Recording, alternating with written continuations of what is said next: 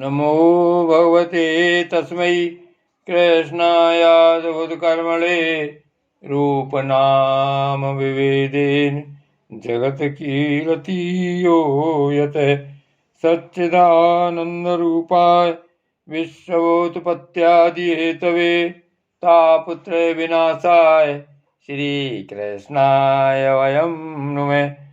श्रीकृष्णाय वयं नुमः। श्रीमद्भागवत महापुराण नवम स्कंध दूसरा अध्याय। प्रसन्न आदि मनु के 5 पुत्रों का वंश।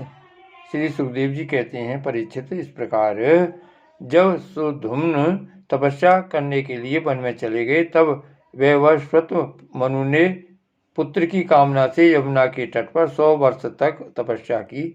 इसके बाद उन्होंने संतान के लिए सर्वशक्तिमान भगवान श्रीहरि की आराधना की और अपने ही समान 10 पुत्र प्राप्त किए, जिनमें सबसे बड़े इक्ष्वाकु थे। उन मनुपुत्रों में से एक का नाम था प्रसद्र। गुरु वशिष्ठ जी ने उसे गायों की रक्षा में नियुक्त कर रखा था, अतः वह रात्रि के समय बड़ी सावधानी से वीरासन से बैठा रहता और गायों की रक्षा करता। एक दिन रात में वर्षा हो रही थी। उस समय गायों के झुंड में एक बाघ घुस आया। उससे डरकर सोई हुई गौएं उठ खड़ी हुई। वे गौशाला में ही इधर उधर भागने लगीं। बलवान बाघ ने एक गाय को पकड़ लिया। वह अत्यंत भयभीत होकर चिल्लाने लगी। उसका वह क्रंदन सुनकर प्रसद्र गाय के पास दौड़ आया। एक तो रात का समय और दूसरे घनघोर घटाओं से आच्छादित होने के कारण तारे भी नहीं दिखते थे। उसने हाथ में तलवार उठाकर अनजान में ही बड़े वेग से गाय का सिर काट दिया। वह समझ रहा था कि यही बाघ है। तलवार की नोक से बाघ का भी कान कट गया। वह अत्यंत भयभीत होकर रास्ते में खून गिराता हुआ वहां से निकल भागा। शत्रुदमन प्रसद्र ने यह समझा कि बाघ मर गया, परंतु रात बीतने पर उसने देखा कि मैंने तो गाय को ही मार डाला है। इससे उसे बड़ा दुख हुआ। यद्यपि प्रसद्र ने जानबूझकर अपराध नहीं किया था, फिर भी कुल पुरोहित वशिष्ठ जी ने उसे शाप दिया कि तुम इस कर्म से क्षत्रिय नहीं रहोगे, जाओ शूद्र हो जाओ। प्रसद्र ने अपने गुरुदेव का यह शाप अंजलि बांधकर स्वीकार किया और इसके बाद सदा के लिए मुनियों को प्रिय लगने वाले नैष्ठिक ब्रह्मचर्य व्रत को धारण किया। वह समस्त प्राणियों का अहेतुक हितैषी एवं सबके प्रति समान भाव से युक्त होकर भक्ति के द्वारा परम विशुद्ध सर्वात्मा भगवान वासुदेव का अनन्य प्रेमी हो गया। उसकी सारी आसक्तियां मिट गईं, वृत्तियां शांत हो गईं, इंद्रियां बस में हो गईं। वह कभी किसी प्रकार का संग्रह परिग्रह नहीं रखता था। जो कुछ दैववश प्राप्त हो जाता उसी से अपना जीवन निर्वाह कर लेता। वह आत्मज्ञान से संतुष्ट एवं चित्त को परमात्मा में स्थित करके प्राह समाधिस्थ रहता। कभी कभी जड़, अंधे और बहरे के समान पृथ्वी पर विचरण करता। इस प्रकार का जीवन व्यतीत करता हुआ वह एक दिन वन में गया। वहां उसने देखा कि दावानल धधक रहा है। मननशील प्रसद्र अपनी इंद्रियों को उसी अग्नि में भस्म करके परम ब्रह्म परमात्मा को प्राप्त हो गया।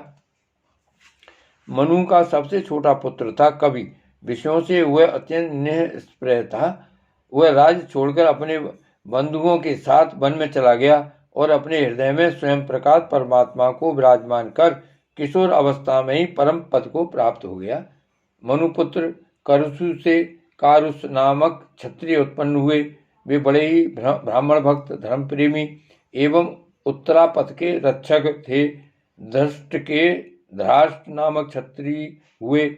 अंत में वे इस शरीर से ही ब्राह्मण बन गए। नृग का पुत्र हुआ सुमति। उसका पुत्र भूत ज्योति और भूत ज्योति का पुत्र वसु था। वसु का पुत्र प्रतीक और प्रतीक का पुत्र ओघवान। ओघवान के पुत्र का नाम भी ओघवान ही था। उनके एक ओघवती नाम की कन्या भी थी, जिसका विवाह सुदर्शन से हुआ।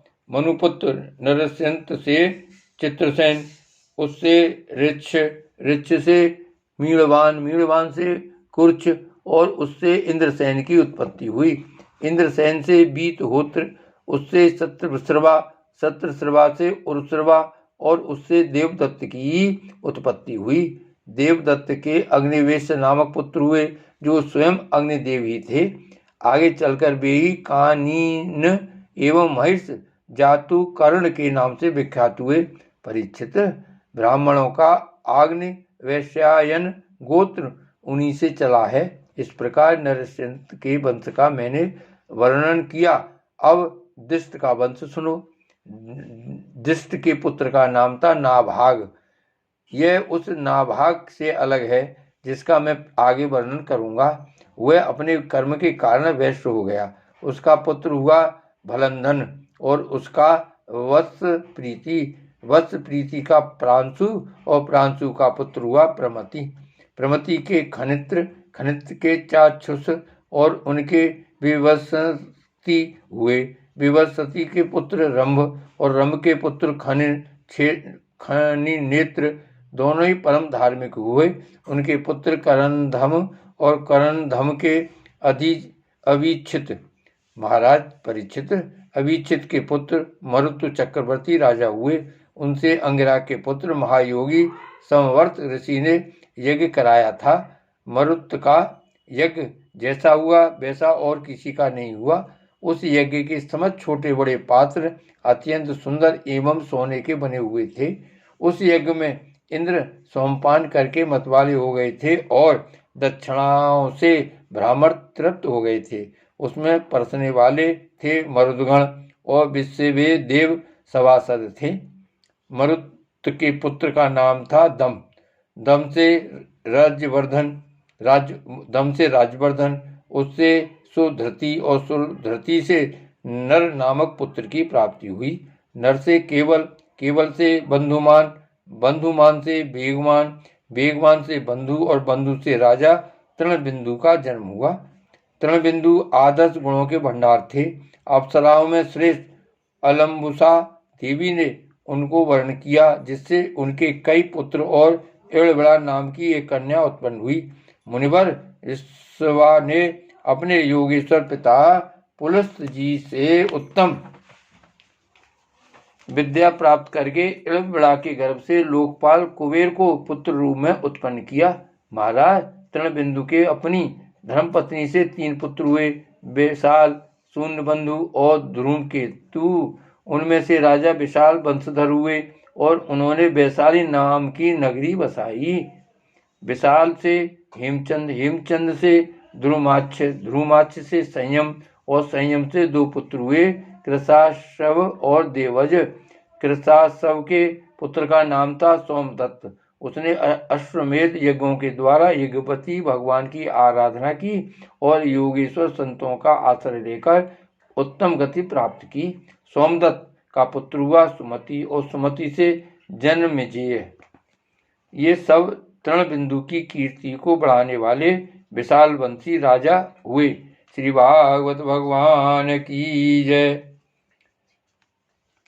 श्री वल्लभाधीश की जय। श्री गोवर्धननाथ की जय। श्याम स्वरूप श्री यमुने महारानी की जय। श्री गोसाई जी परम दयाल की जय। श्री गोकुलनाथ की जय। जय जय श्री गोकुलेश, जय जय श्री गोकुलेश।